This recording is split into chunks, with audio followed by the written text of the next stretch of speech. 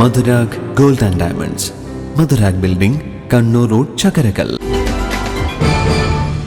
Mattannur station വളപ്പിലെ police ക്വാർട്ടേഴ്സുകൾ കാടുകയറി നശിക്കുന്നു. പല കെട്ടിടങ്ങളും ജീർണിച്ച് നിലംപൊത്താറായി.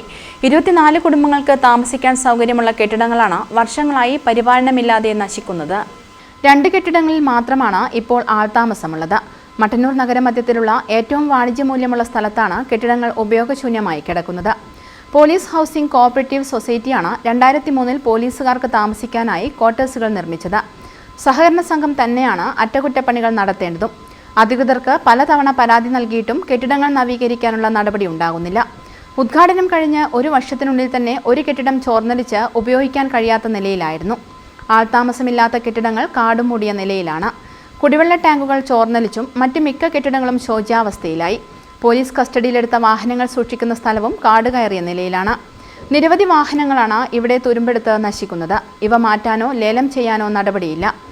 മുമ്പ് ഒട്ടേറെ കായിക മത്സരങ്ങളും മറ്റും നടത്തിയിരുന്ന മൈതാനത്താണ് കെട്ടിടങ്ങൾ പണിതത്.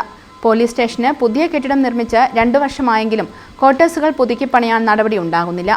ക്വാർട്ടേഴ്സുകൾക്ക് സമീപത്തുള്ള സ്ഥലത്താണ് നഗരസഭ മുൻകൈയെടുത്ത് ബൈപ്പാസ് നിർമ്മിച്ചിട്ടുള്ളത്.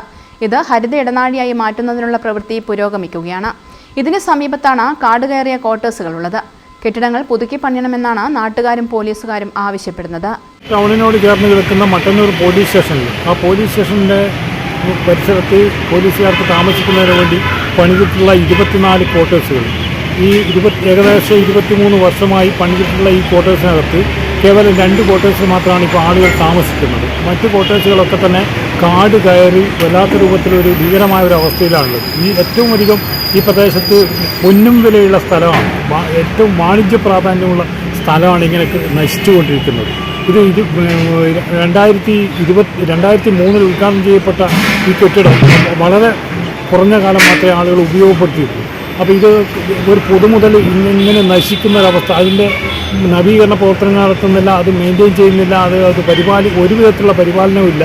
ഈ പല രൂപത്തിലുള്ള ഇഴജന്തുക്കളടക്കമുള്ള ജീവികളുടെ ആവാസ സ്ഥലമായി ഈ പ്രദേശം മാറിയിട്ടുണ്ട്. News bureau, Mattannur. Diamond tile guard, കറയും പൂപ്പലും ഇനി വഴിക്ക് വരില്ല. ഇനി എല്ലാരും ചോദിക്കും ഏതാ പെയിന്റ് എന്ന്. Diamond tile guard from diamond paints.